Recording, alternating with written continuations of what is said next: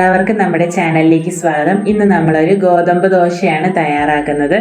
ഇത് നമ്മൾ ഉഴുന്നരച്ചൊക്കെയാണ് റെഡിയാക്കി എടുക്കുന്നത്.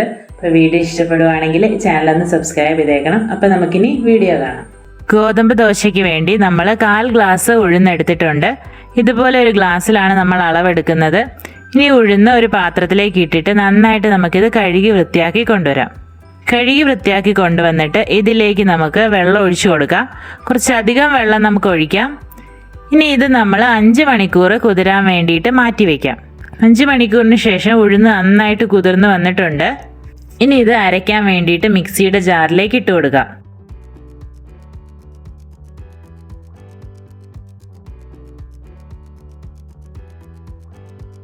ഇനി ഇതിലേക്ക് നമ്മൾ 1/4 ഗ്ലാസ് ചോറ് കൂടി ചേർക്കുന്നുണ്ട്.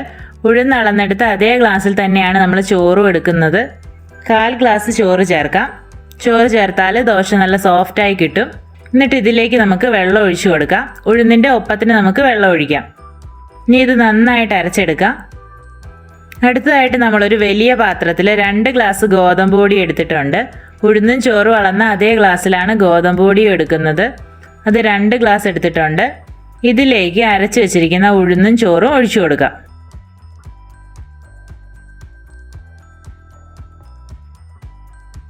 ഇനി ജാറ് കഴുകി കുറച്ച് വെള്ളം ഒഴിക്കാം. ഇനി നമ്മൾ ഇതിലേക്ക് ആവശ്യത്തിന് വെള്ളം ഒഴിച്ചിട്ട് നല്ലപോലെ മിക്സ് ചെയ്യണം.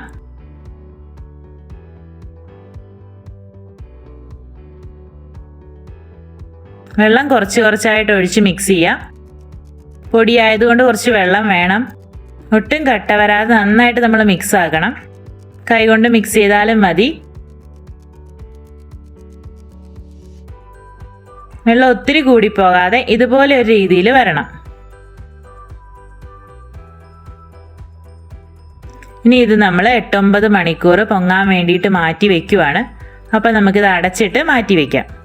9 മണിക്കൂർ കഴിഞ്ഞ് നമ്മുടെ മാവ് പൊങ്ങിയിട്ടുണ്ട്. ഇനി ഇതിലേക്ക് നമുക്ക് ആവശ്യത്തിന് ഉപ്പിട്ട് കൊടുക്കാം. എന്നിട്ട് നന്നായിട്ട് മിക്സ് ചെയ്യാം.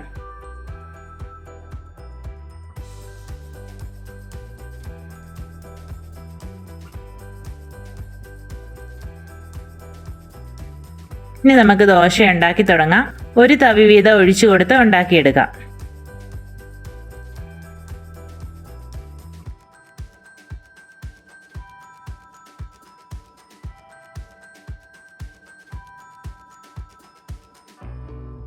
ഇനി നമുക്കിത് മറിച്ചിട്ട് കൊടുക്കാം.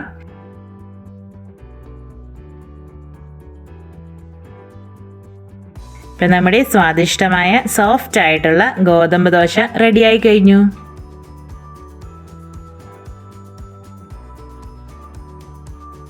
എല്ലാവർക്കും വീഡിയോ ഇഷ്ടമായെന്ന് തന്നെ കരുതുന്നു. ഇപ്പോൾ ഗോതമ്പ് ദോശ എല്ലാവരും ഒന്ന് ട്രൈ ചെയ്ത് നോക്കണം. എന്നിട്ട് നിങ്ങളുടെ അഭിപ്രായങ്ങളൊക്കെ കമൻസ് ആയിട്ടൊന്ന് അറിയിച്ചേക്കണം. അപ്പോൾ അടുത്ത വീഡിയോയിൽ വേഗം തന്നെ കാണാം. താങ്ക്